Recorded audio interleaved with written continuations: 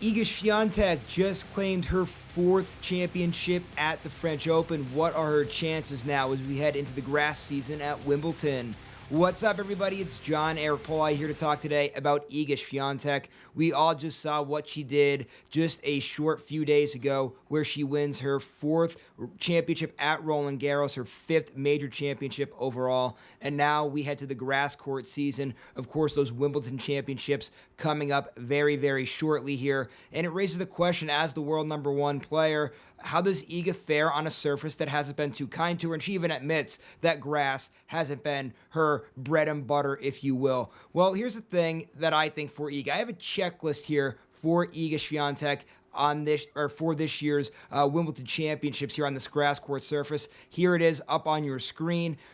Step number one here is going to be to have a great draw as the number one seed. You expect that she would do so. Pull off an upset. Of course, she's going to have to eventually beat somebody on the surface that she's not supposed to. And then, of course, the last one, avoid Elena Rybakina and Aryna Sabalenka. Both of those ladies probably going to be a tough matchup for her on grass. Now, I want to break those three things down just a little bit here. First up, about having that great draw. She's the number one seed. We expect she's probably going to have a great draw, and we saw the benefits of that last year. Last year, Swiatek making the deepest run that she ever did in a Wimbledon championship, making to the quarterfinals before losing to Elena Svitolina. And Svitolina is a tough outing for anybody on tour there. But if she has a great draw, she could very well end up in a situation very similar to that.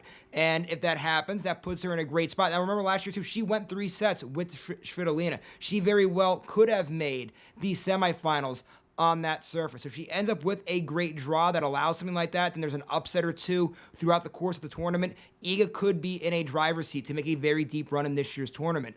Now you got to look at step two, pulling off an upset. Like I said there, at some point she's going to have to play somebody very good in this tournament and somebody that probably is favored to beat her on the grass surface. You're going to have names out there like last year's champion, Marketa Vondrousova, who Iga just beat at the French Open. That's going to be a tough matchup. Ons Jabeur, a two-time finalist, the last 2 years losing in the finals. You also have Jelena Ostapenko, who's always beaten Iga, no matter what surface it's been on. Daniel Collins, Naomi Osaka, big power games there. Then, of course, Elena Svitolina, who beat her last year. There's a lot of names out there that when you look at the matchups, you're going to say, oh, wow, that's a good one. I have to see if Iga's going to get by this one or not. Can Iga beat one of those people whenever it is she gets matched up against them?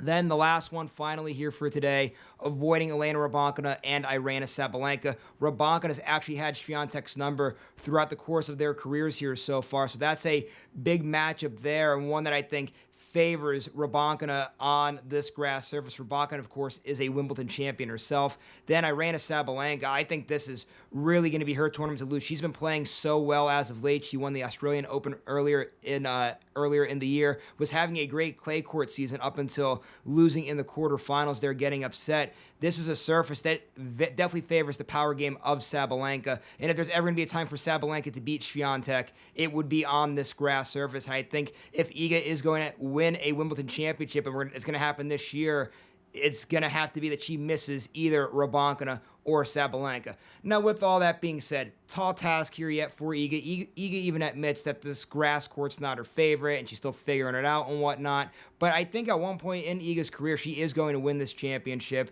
and I think she is going to be a Grand Slam champion at some point in her career. Of course, she still has to win the Australian Open yet, and she has to, of course, win this Wimbledon championship. But she's too talented of a player not to claim all 4 major championships. So is that going to happen this year with Wimbledon? Is that going to get checked off her box? I don't know. We have to see how all this is going to play itself out, of course. But right now, the 3 things for Iga Swiatek this grass season, or most importantly for this Wimbledon championship, have a great draw. You're going to have to pull off an upset somewhere and avoid Elena Rybakina and Aryna Sabalenka. So we'll see how it all plays out for the world number one here in just a few weeks.